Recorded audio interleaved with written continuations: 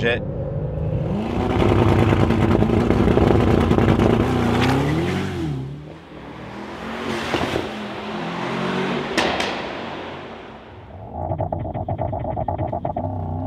to auto ide tak dobre do 100, ako ide do 200. Pochopiteľne časovo to nesedí, čiže to G-čko sa zmení, lebo z 0 na 100 to auto ide za 3,2.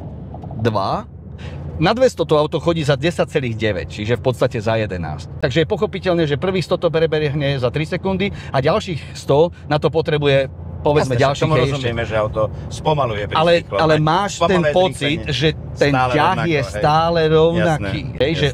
Z 0 na 100, z 0 na 200, že to ide stále s rovnakou vášňou, povedzme, čo je neuveriteľné, dané aj tou krivkou krúťacou. Keď máš krútiak 2350 a vrcholí pri 5000 a pri 5,5 začína výkon a vrcholí pri 6500, je tam taká malá jamka 500 otáčková a musíš si na tých 2500 otáčok počkať. Keby toto auto malo, chvála Bohu, nemá, ale keby malo aj hybridné riešenie, že je to nejaký elektromotor, že pomáha, tak to chodí fakticky z miesta, hej, že prosto okamžite.